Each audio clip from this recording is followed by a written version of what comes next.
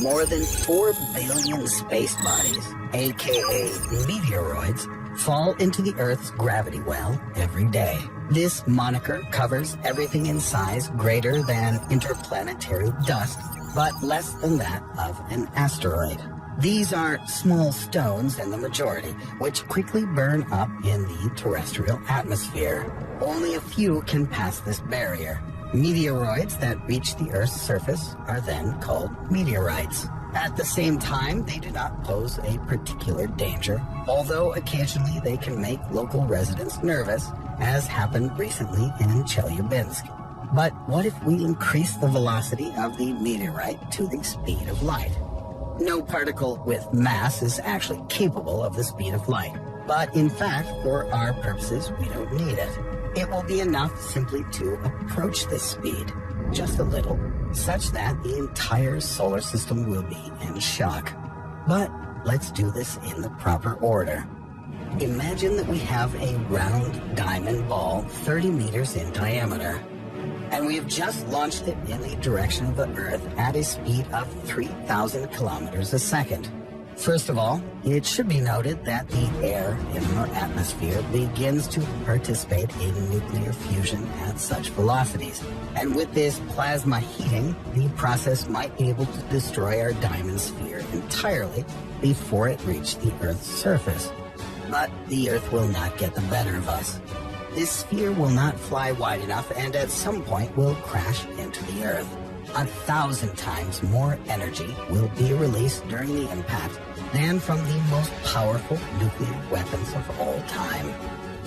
And at the same time, the entire region near the point of impact will be wiped clean. But this is boring. It's only 0.01 of the speed of light. The crater will be huge. This heat will cause stone to be dispersed at 0.99 the speed of light. Here, relativistic effects are beginning to act. Links that hold the sphere as a single entity completely fail. A diamond meteorite becomes just a bunch of carbon atoms, moving so fast that a Lorentz contraction flattens the sphere into a pancake. We would, of course, not be able to notice this visually. Each carbon atom in the sphere carries about 70 billion electron volts of energy. They're moving too fast to collide with the air directly and simply pass through it. Molecules of air penetrate through 3 meters of the sphere and then get stuck inside. It expands rapidly and reaches the Earth with a greater content of matter than at the beginning of its fall.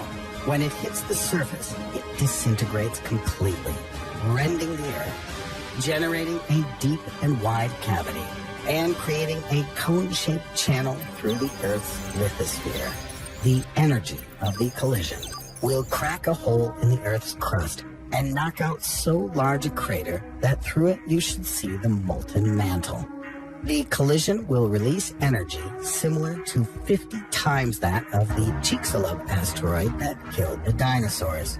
This is enough to cause a mass extinction on the planet, if not the end of all life in general. Would you like to witness such a grand performance? I'd rather not. It's boring. Let's add another few nines. 99.9999999 the speed of light.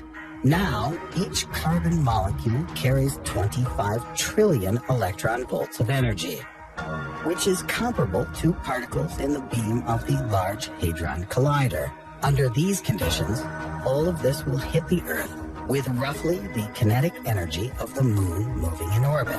This is enough to punch a tremendous, massive hole in the mantle, and to disturb the Earth's surface so much that it melts completely. This, with even greater probability, will put an end to all life on Earth. But, damn it, it's still not enough. Let's add just a few more nines. 0.9999 9999 9999 999 999 9999951% of the speed of light. The speed of the fastest object that has a mass, which has been observed by mankind, will be obtained. The oh my god particle, as it is colloquially known. But let's not blame God for this. The oh my God particle is a proton from space which plowed into the atmosphere over Utah in 1991. And it was moving at almost the speed of light. 99 point, followed by 21.951% the speed of light. The cascade of particles that were formed from its collision could not even be reproduced in the Large Hadron Collider. A similar phenomenon is detected several times a year, and nobody understands how exactly they are produced. It seems that they come from the general direction of the explosion of galaxies. But what happened there to make them leave in such a hurry? And why didn't they slow down before they got here?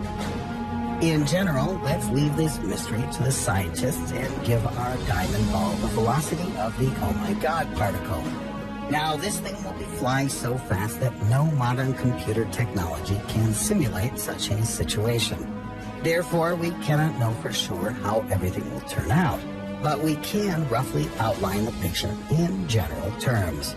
Our diamond ball sweeps through the atmosphere, not even noticing it, and disappears into the Earth's crust. A cloud of expanding plasma with accompanying radiation diverges from the entry point, while energy pulsates outward through the body of the planet.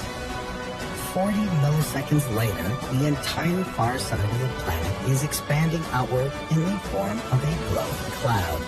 The diamond meteorite and cascade of particles, which it created in its collision with the Earth's crust, spreads outward through the body of the planet. The planet starts to glow brighter than the sun from overheating. There will be such an impact so as to knock the Earth into another orbit. But it doesn't matter. The Earth is no more. The precipitated energy is 10,000 times greater than the energy of the planet's gravitational bonds.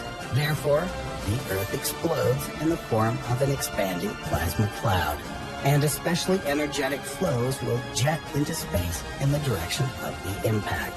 The sun almost chokes on the waves of dust that envelop it, and the surfaces of the nearest planets are cleaned to brilliance by the incredible high-energy plasma shockwave. That's fireworks for you.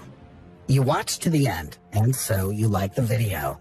It's time to put your finger up and subscribe to my channel. I promise many more cool releases, so don't miss them. See you later.